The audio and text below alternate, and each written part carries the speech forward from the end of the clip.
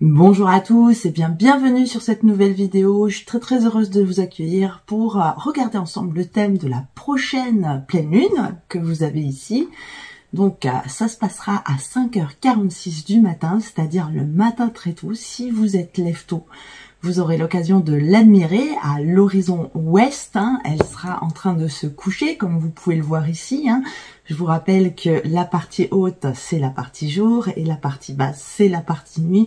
Donc là, elle est juste en train de se coucher et le soleil, bien sûr, ne sera pas encore levé. Il se lèvera quelques instants plus tard. Donc le soleil ne rencontrera pas la lune et pour cause, puisque nous avons ici une pleine lune, c'est-à-dire une opposition du soleil et de la lune qui, en astrologie, marque toujours des axes. Les axes qui sont très importants et ici, ça va mettre en lumière, bien sûr, l'axe Bélier-Balance dont on va parler sur cette vidéo. Mais avant ça, je voulais vous parler de ce qui s'est passé la semaine dernière puisque on a en ce moment dans le ciel un carré Mars-Pluton. Comme vous pouvez le voir, il était là, ce carré, et donc c'est une position assez difficile. C'est une position où les deux planètes ici sont concernées par le signe du Scorpion, le Scorpion dans lequel se trouve Mars. Donc il y avait des tensions et c'est vrai qu'on a vu pas mal de choses. On a eu le typhon là, Ragaza, qui a fait pas mal de dégâts donc au Japon et en Asie du Sud-Est.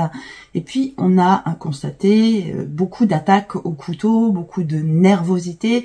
Ce sont des positions qui sont vraiment très tendues et qui peuvent vraiment nous amener à sortir un petit peu de nos gonds.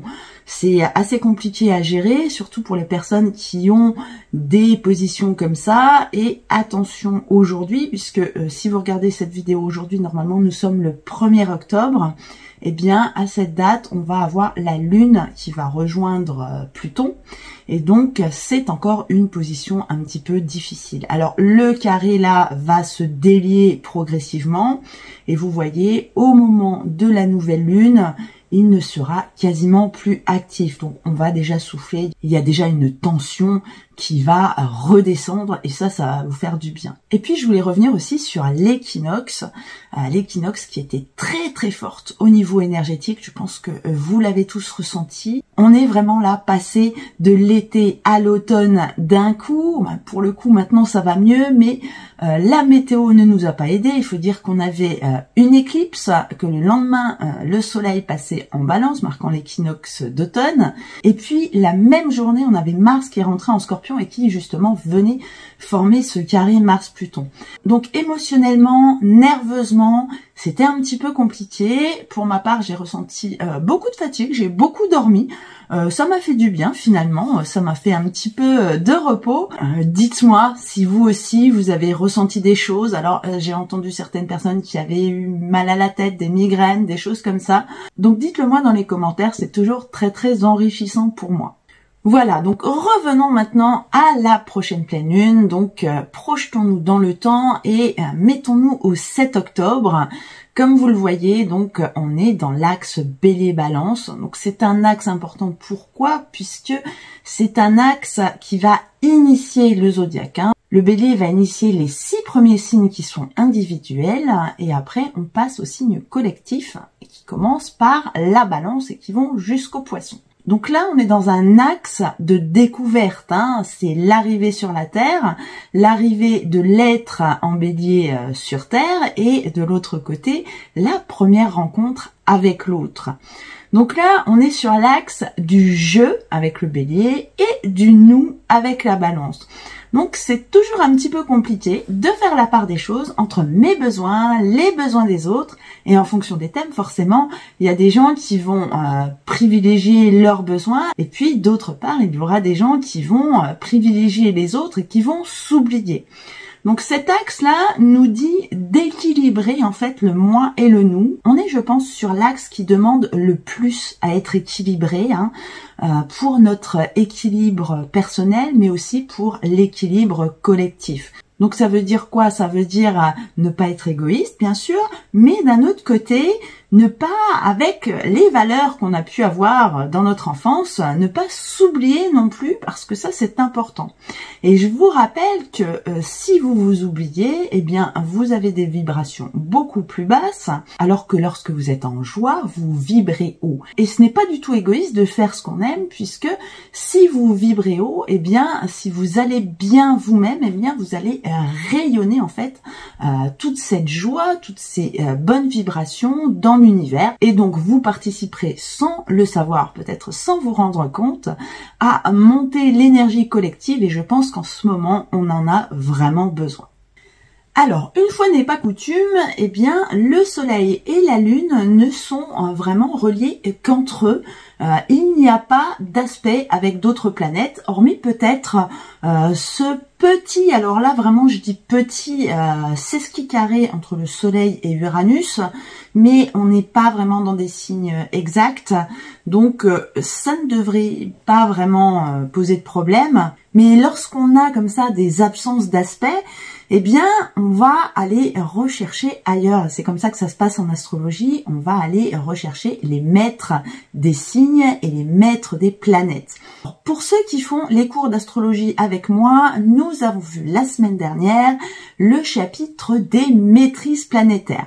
Donc ça, c'est vraiment très très important à savoir, puisque vous allez voir que par la suite, on va en parler tout le temps de cette notion de maîtrise, de débilité planétaire, qu'elle soit en chute, en exaltation. Et justement, ici, sur cette carte, il y a beaucoup de planètes, soit dans des signes qui les avantagent, soit dans des signes qui les desservent. Donc, je vous laisse peut-être quelques minutes, mettez peut-être la vidéo sur pause pour repérer quelles sont les planètes et dans quelle position elles sont par rapport à leur signe. Alors bien sûr, pour ceux qui font la formation avec moi, mais pour ceux qui s'intéressent à l'astrologie et qui font aussi des formations par ailleurs, n'hésitez pas à le faire également. Et puis, dites-moi peut-être dans les commentaires quelle est la planète dominante de ce thème. Voilà, donc je vous laisse mettre sur pause et vous me le direz après. Donc la planète dominante de ce thème, eh bien sûr c'est Mars, puisqu'elle est en domicile dans le signe du Scorpion. Et c'est très intéressant aussi, puisque Mars est également la planète du signe du Bélier, dans laquelle se trouve la Lune. Il faut savoir qu'ici, les deux planètes, nos deux luminaires qui sont concernés, ne sont pas dans des positions très très favorables. Alors d'une part, le soleil en balance est dans sa position de chute, c'est-à-dire que là, il commence à avoir moins de force, et on est justement sur le premier signe de l'automne, alors que le soleil brille en été, ce n'est pas étonnant. Mais la lune, bien qu'elle ne soit ni en chute ni en exil, eh bien, elle est dans un signe de feu. Or, la Lune est une planète d'eau et comme vous le savez, quand on mélange de l'eau et du feu, eh bien ça ne donne pas grand-chose. Donc quand c'est comme ça, quand on n'a pas de lien avec deux planètes, eh bien comment on fait pour avoir des informations supplémentaires, puisque chaque pleine lune est différente des autres, bien entendu. Eh bien on fait comme ça, on va aller voir les planètes qui maîtrisent les signes. Donc là on voit que Mars est très fort, donc ça va donner un avantage à la Lune, enfin au signe du Bélier plutôt, et de l'autre côté le Soleil qui n'est pas bien, eh bien, est en balance sous la maîtrise de Vénus. Et Vénus n'est pas bien non plus, puisqu'elle aussi est dans son signe de chute, dans le signe de la Vierge. Alors je sais, c'est un petit peu étonnant, puisque là, on est dans un signe de terre, avec une planète de terre, mais c'est comme ça, c'est pour ça qu'il faut apprendre par cœur, en fait, ces maîtrises planétaires. Donc en gros, qu'est-ce qu'elle nous dit Vénus dans le signe de la Vierge? Eh bien, elle va être anxieuse, elle va s'inquiéter pour le futur. Et donc, le côté balance de cet axe, côté qui va représenter la paix, le collectif, est plus ou moins affaibli par rapport au signe du Bélier qui va, lui, prendre toute sa force et peut-être de manière un petit peu invisible. Puisque déjà, on a la Lune, c'est l'axe des secrets, des choses cachées, elle brille la nuit, donc c'est un moment où il fait noir, mais Mars, qui est lié justement à cette Lune par le signe du Bélier, Et dans le signe du Scorpion, un signe sombre, un signe qui agit souvent en sous-marin, qui va aller peut-être déterrer les secrets, mais qui agit toujours de manière très très discrète. Donc là, il y a vraiment une part d'ombre. Et donc pour ce qui se passe en ce moment avec l'actualité internationale, avec la paix sur Gaza, bon bah sur l'Ukraine, je crois que on a déjà oublié, là on parle plus de paix, mais on est en train d'essayer justement que ça fonctionne à Gaza. Ça risque d'être vraiment difficile, étant donné que les forces du moi, en fait, c'est-à-dire mon territoire, mon pays, au niveau international, eh bien, vont avoir plus de poids.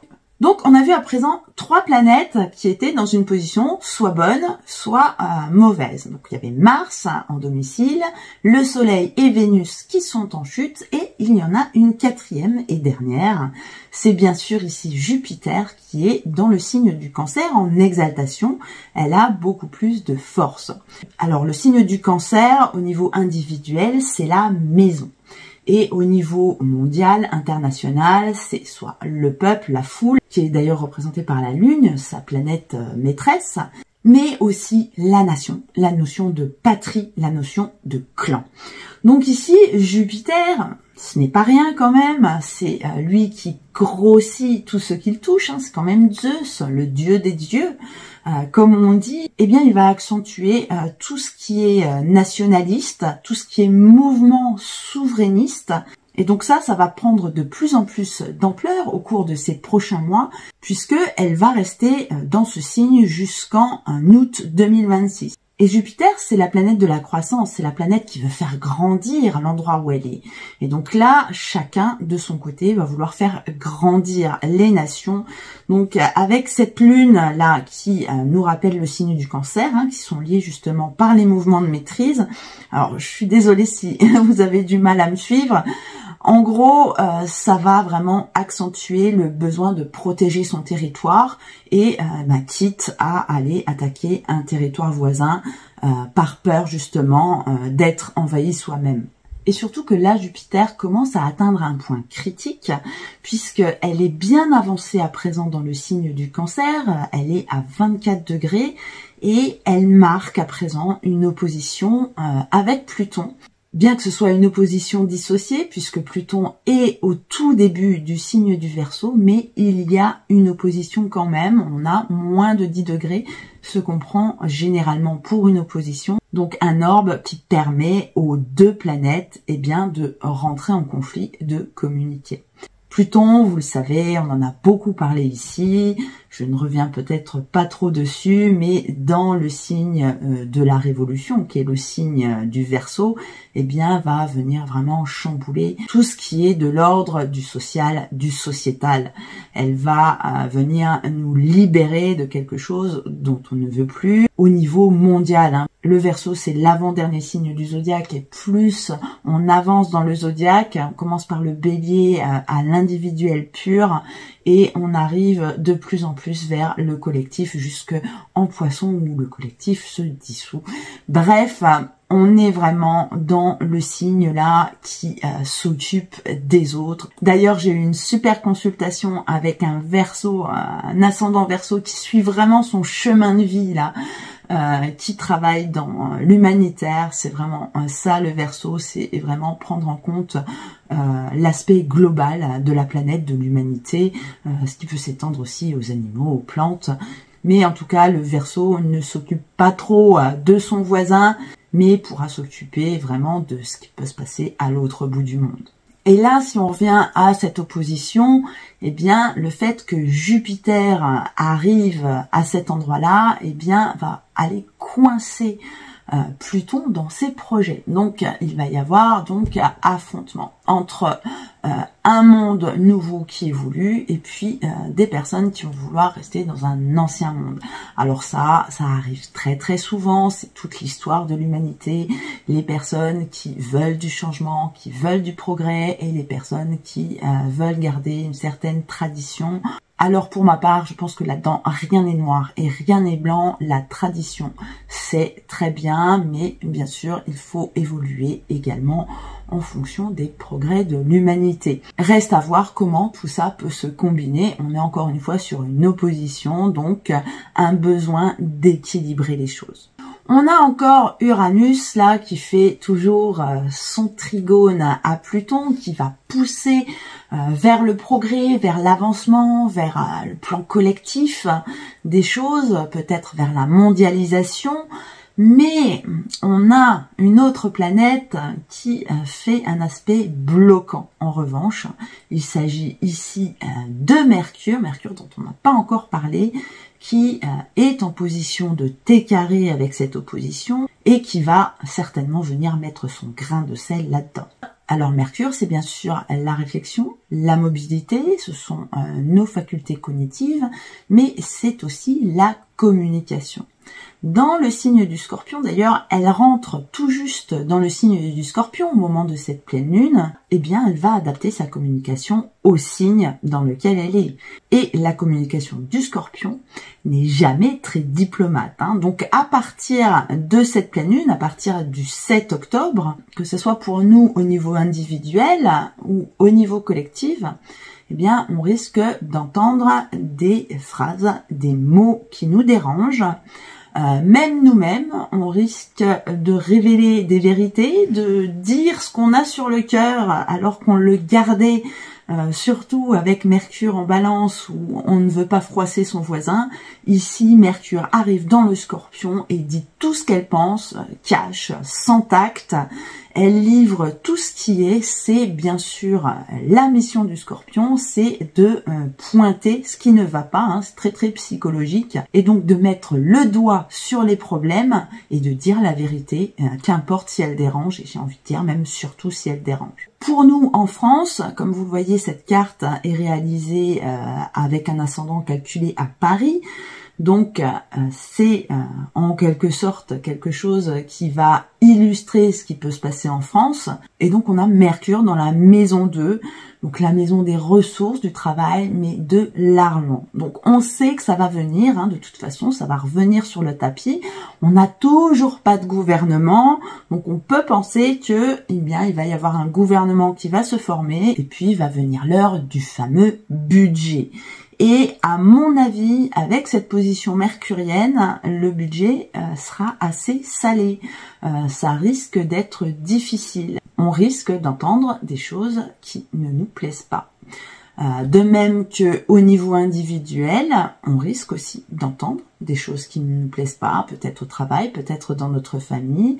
Donc là, il va falloir faire preuve de recul, de discernement, respirer un bon coup, et puis analyser tout ça de manière plutôt froide et d'essayer de comprendre pourquoi on nous fait telle ou telle réflexion. Puisque il y a quand même un côté susceptible avec le signe du Scorpion.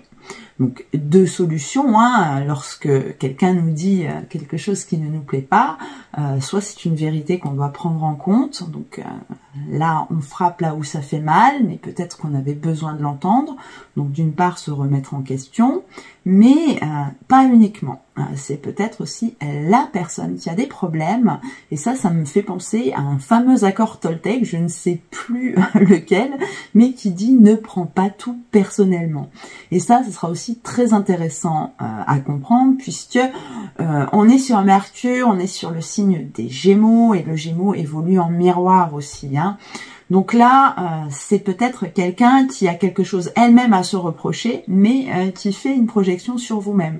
Donc, ne prenez pas tout personnellement, respectez les petits accords Toltec qui sont toujours bien utiles dans notre quotidien, mais prenez quand même 5 minutes pour réfléchir si vous n'avez pas quelque chose à apprendre de ça, et sans susceptibilité, sans animosité, voilà, vraiment dans le calme. Et vous allez voir que cette tendance, elle va s'amplifier au fur et à mesure des jours jusqu'à la prochaine nouvelle lune qui aura lieu à la fin de la Balance. Mais à ce moment-là, on aura une conjonction de Mercure et de Mars. Donc autant dire que ça va aller crescendo. Les deux planètes vont se rapprocher de plus en plus. Et donc le point culminant, ce sera la nouvelle lune. Les nouvelles lunes qui sont assez intenses en ce moment, étant donné qu'elles se passent en fin de signe et qu'elles ont énormément d'aspects avec justement les fameuses 4 planètes transpersonnelles les plus lentes, en tout cas, qui sont Uranus, Neptune, Saturne et Pluton, qui sont toutes les 3 ensemble, qui travaillent ensemble actuellement, donc chacune d'elles au point de jonction entre 2 signes. Donc en résumé, pour cette période, eh bien, essayez de bien garder à l'esprit tout ça, de ne pas vous faire avoir par ce qu'on peut vous dire, de ne pas réagir, de ne pas surréagir. On aura encore donc le 1er octobre cet aspect de carré entre Mars et Pluton, donc faites attention. J'ai entendu qu'il y a eu un mort justement par rapport à un accident de voiture. La personne qui était au volant dans l'autre voiture, eh bien, a eu un coup de sang et a tué le conducteur. Vous voyez, c'est des choses comme ça, en fait, on sort vraiment de nos gonds. Donc ça sera encore sur cette semaine. Et ensuite, à partir de la pleine lune, et pendant un petit moment, essayez bien de garder à l'esprit que là, on essaye de vous provoquer, qu'on essaye de vous dire des mots pour vous rabaisser. Ne jouez pas le jeu de Mars en Scorpion. Voilà, prenez vos distances, prenez du recul, ayez bien cela à l'esprit et mettez-vous peut-être une petite bulle de protection autour de la Terre, imaginaire bien sûr. Mais voilà, ça va être très important de se protéger au niveau individuel, de se blinder. Prenez peut-être des pierres de protection avec vous, l'œil de tigre, labradorite, larvikite, tout ça, ça marche pas mal. Et puis en plus, lorsque vous les voyez, eh bien vous y pensez justement à vous protéger. Voilà donc pour cette pleine lune qui ne va pas forcément être simple, mais bon, comme je vous l'ai dit dans la vidéo de l'automne, hein, les aspects de cet automne ne sont pas simples et il y a quelque chose là qui est en train de bouger.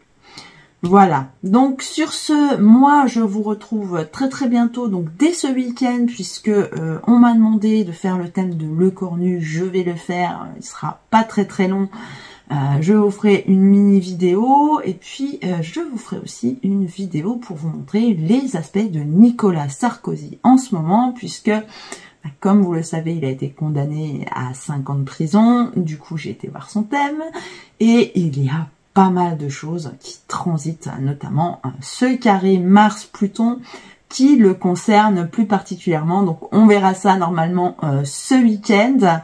Et puis bien sûr les vidéos de formation qui continuent. Si vous voulez nous rejoindre, nous sommes à peu près à 2 heures de vidéo avec plus d'une vingtaine de vidéos. Nous sommes en train d'étudier les planètes. On a vu le soleil hier. On fera la lune la semaine prochaine et on a déjà vu tous les signes, les principes, les maîtrises planétaires.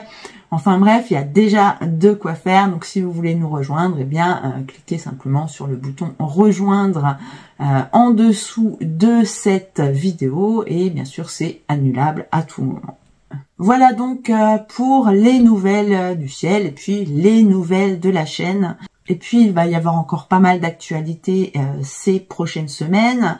Donc, je vais bientôt vous faire les vidéos sur l'année 2026, hein, qui sera quand même assez passionnante avec cette conjonction exacte Neptune-Saturne, mais pas que. On va avoir une éclipse remarquable au mois d'août. Et puis, je reviendrai aussi vous parler de mon livre qui devrait bientôt sortir. Là, c'est une question de semaines. Bref, voilà, il y a pas mal de choses en ce moment. Donc, n'hésitez pas à cliquer sur la cloche si vous êtes déjà abonné pour être averti des prochaines vidéos. Et puis, merci aussi de m'aider pour le référencement en likant, en vous abonnant si ce n'est pas déjà fait, et puis en partageant cette vidéo avec quelqu'un qui aime l'astrologie, bien entendu. Voilà, bah écoutez, moi je vous souhaite de bien gérer les prochains jours, les prochaines semaines. Il n'y a pas de raison, gardez bien sûr la tête froide et je vous retrouve dès ce week-end avec les 2 petites vidéos, Nicolas Sarkozy et le cornu, je ne sais plus son nom, Sébastien, c'est ça. Donc voilà, donc à très très bientôt et portez-vous bien, prenez soin de vous, c'est l'essentiel. À bientôt.